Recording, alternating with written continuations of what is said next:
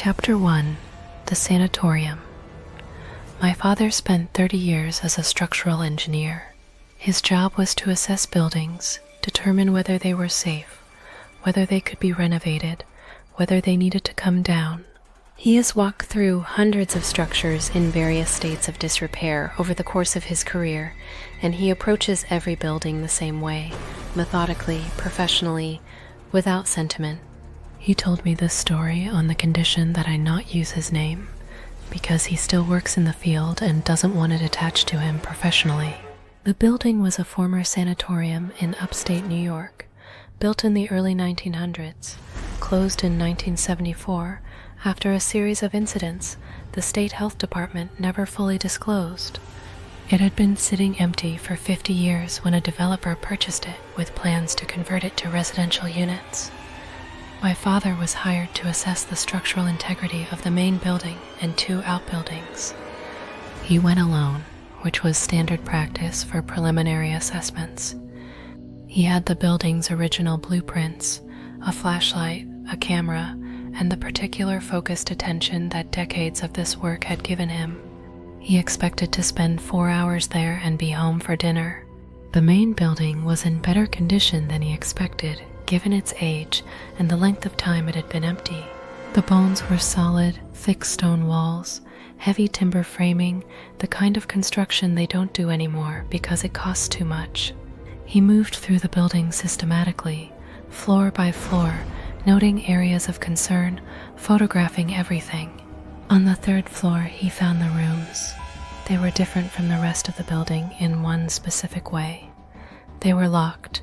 Not just closed, locked, from the outside, with padlocks that were not original to the building. Modern padlocks, relatively new, on doors that had been empty for 50 years. 12 rooms in a row, all locked, all facing the same long corridor. He noted it in his report and moved on. It was not his job to ask why certain rooms were locked. What he couldn't move on from, and what he told me about 15 years after the assessment, was what he heard when he was standing in that corridor writing his notes.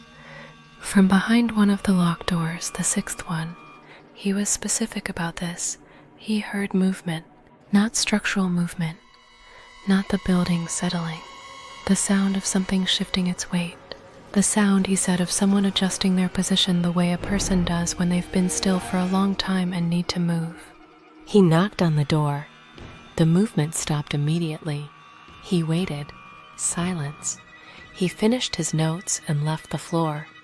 He submitted his structural report. The developer proceeded with the purchase. My father doesn't know what happened to the project after that, whether the conversion went ahead, whether anyone ever opened those 12 rooms. He told me he looked it up once, a few years after the assessment. The property had changed hands again. The new owner had applied for a demolition permit. The permit had been approved. He doesn't know if the building is still standing.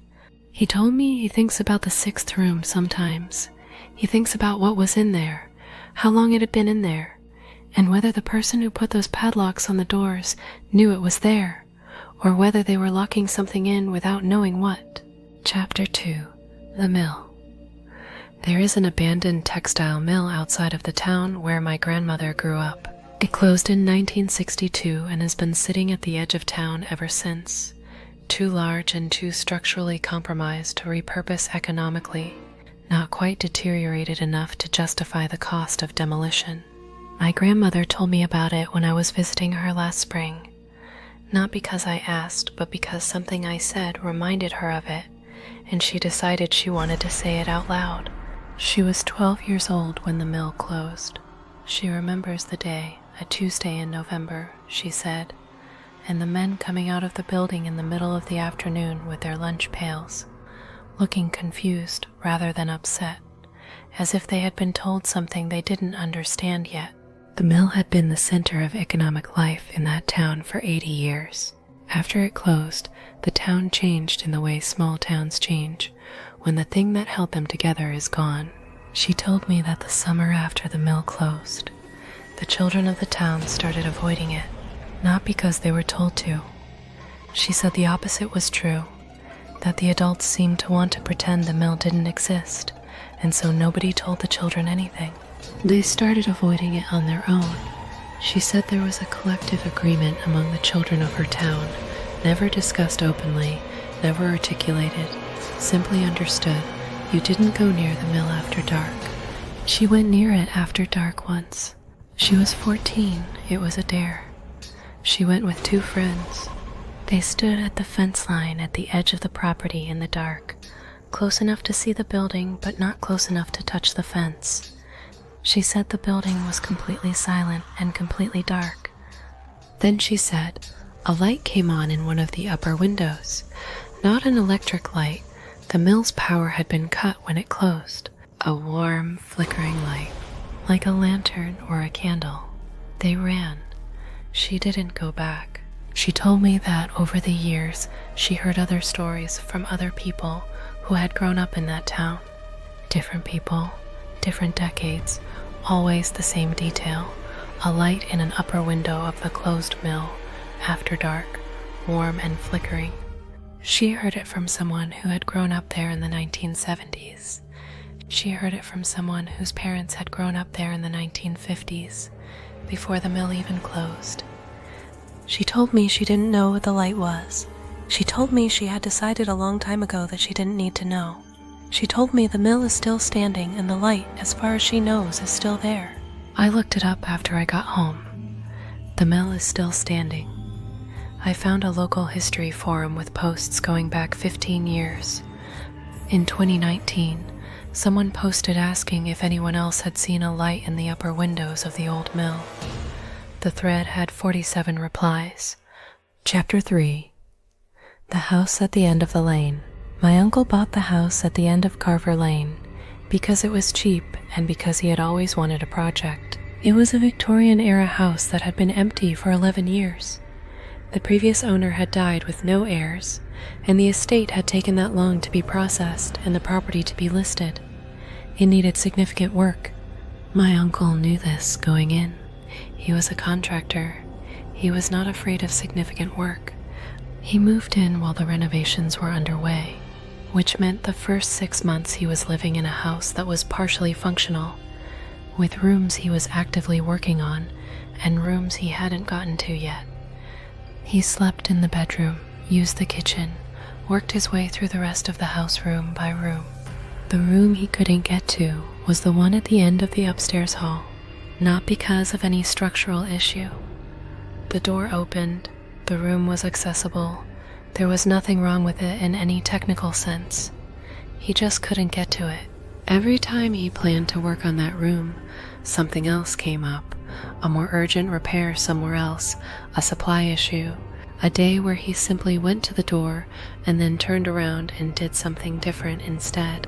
He told me later that he had never in his professional life experienced what he could only describe as not wanting to be in a room. He had worked in hundreds of houses. He had gutted bathrooms and rewired kitchens and replaced floors in rooms where people had died. The work was the work, but that room was different in a way he couldn't account for. He finally went in on a Saturday morning in month 7. He told himself it was just a room and opened the door and walked in. It was empty, as expected. Hardwood floors, plaster walls, a single window overlooking the back garden. Nothing unusual. He stood in the center of the room and looked around and felt, he said, an immediate and complete certainty that he was not alone in it. Not a feeling, a certainty. The kind of certainty you have about a physical fact, not an impression. He said it was the most certain he had ever been about anything he couldn't see. He left the room. He finished the rest of the renovations. He never went into that room again, and he never renovated it. When he sold the house 2 years later, he disclosed everything he was legally required to disclose. He listed the room as a bedroom. He did not mention the certainty. He told me about it because I asked him directly why that room in the listing photos was the only one that hadn't been renovated. He paused for a long time before answering. Then he said, "Some rooms don't want to be changed." He said it matter-of-factly, the way he might say a wall is load-bearing, as a statement of professional observation, not a supernatural claim. He said he'd worked in enough old houses to know the difference between a room that needed work and a room that had decided it was finished. He said that room had decided. I asked him what he thought was in there. He said he didn't think anything was in there in the way I meant. He said it was more like the room itself had something left in it from a long time ago that hadn't gone anywhere. Something that wasn't a presence exactly, but wasn't an absence either. He sold the house to a young couple who were planning to start a family. He hopes they renovated the room. He hasn't driven past to check.